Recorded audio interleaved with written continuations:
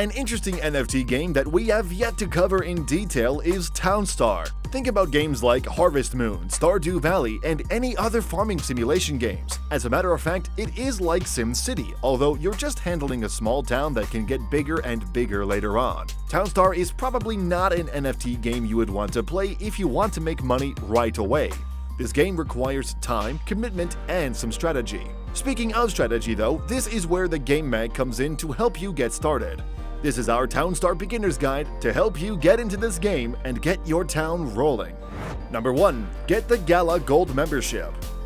Before we get started, it is a good idea to get the Gala Games Gold Membership. It is a one-time purchase that will be linked to your account. One benefit is that Gold members get early access to some content that are still under the testing phase. The benefit it has for Townstar is that you get some free NFT items that you can get. We'll get more into that later, but you also get free NFT items and other benefits to other Gala games. That's right, the Gold membership isn't just for Townstar, but other Gala games even if you aren't into them at the moment. The Gold membership is only $50 and it can help you get some nice returns later on. Just remember, this is optional, but can help a lot if you do want to make some money in Townstar.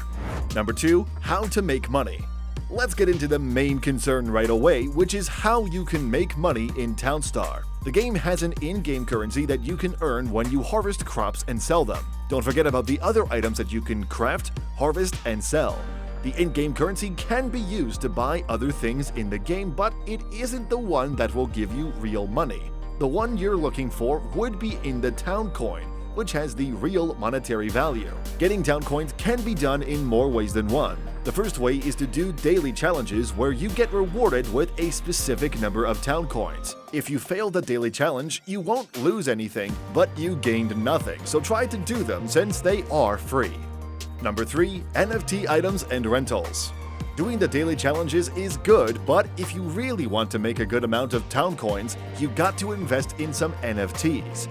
While you can play the game for free, sometimes, as we discussed in our many other videos here, spending some money can get you more money later on. This is also where the Gala Gold membership comes in. The membership will give you some free NFTs related to Townstar. Let's say you get a milk barn, while you can buy using cryptocurrency.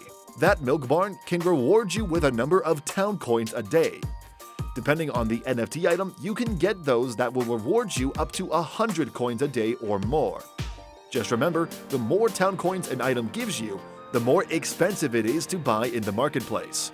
On the opposite end, you can sell some of the NFT items that you want that you have no use for. That sounds good, but renting your NFT items can be another way to go. It is like any other game where you can rent out your NFTs. You can have a split revenue with the people renting from you. It's up to you how the split goes, but people are willing to rent. Number 4. Choosing a starting location. Now that you have an idea that you need to farm some town coins to make money, we'll be proceeding with ways on how you can maximize your profits as well as important details that can help you. We'll start first with your starting location. The starting location is important, especially if you want to make a lot of money. There are 3 terrains to choose from, being forest, plain, and desert. Each terrain has its specialties, benefits, and challenges. We'll get more into the terrains later with more tips, but your starting location can be advantageous. Almost anything can be sold for a price. Like when you start off in a plain or forest, you can get some ponds that you can sell if you want. Ponds cost $20,000 to buy and $5,000 to sell. If you have too many ponds that you got for free, you can sell those. There are also those that find locations near the sea to get more resources. There are some that choose a location near a city to save on gas whenever they make a sale. There are advantages and disadvantages whenever you might want to start your location.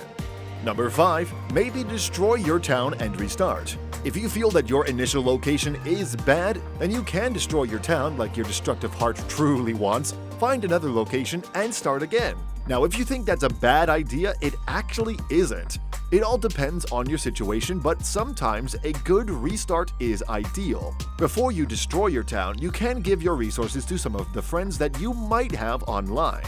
That's because when your town is destroyed, you lose all of your resources and in-game money. You start again like anyone else with the same resources and starting items. Don't worry though, since the town coins you earned will not disappear.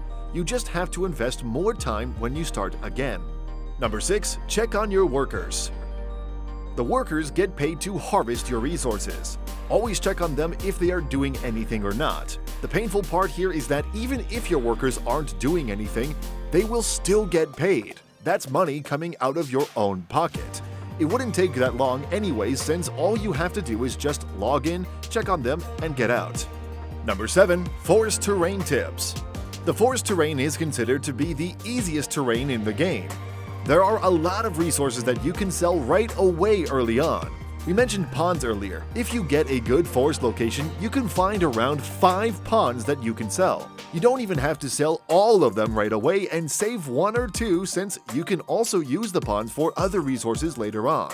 It's a great location to start when it is your first time playing. Gather enough money, sell them, earn town coins, and move on. Sadly, a forest terrain will have a lot of clutter, so you might want to expend some resources to clear a lot of things up. Number 8. Plain terrain tips. The plain terrain is considered to be the well-balanced out of the 3. A lot of the resources or products that you can make are related to farming. The plain is very accessible, since you can grow numerous items and sell them for a good price. Unlike forest, there is very little clutter, and you can make money as fast as you can. It's also a good place to put some of your NFTs when you have the space to spare compared to forests. It's a good balance of getting started as well as helping you gain more money in the late game area. Number 9. Desert terrain tips. The desert terrain is definitely the hardest out of the 3. It isn't ideal to start with this one if you're just getting started. A good idea is to choose one of the other 2 terrains first, destroy your town when you accumulated a good amount of town coins, and head for the desert while you let your NFTs pump up town coins while you focus on the in-game currency. You'll be looking for oil here, but that takes time since you need to make water sources and more. Number 10. Check the internet for more specific guides. This is a good idea to do since the meta for Townstar could change from time to time. The other thing is that there are other specific and more precise guides when it comes to farming and crafting other items. You can look up gas fuel guides, cake guides, and other production guides that you can check. It all boils down to how you want to play the game, and some of these items can grant you a lot of in-game money. Now that you have a clue how you can maximize your earnings in Townstar, you better get started. This is a game that takes time, so think before you get invested in it. If you liked what we put out, be sure to hit like and hit subscribe because it helps the channel out. And we'll see you next time.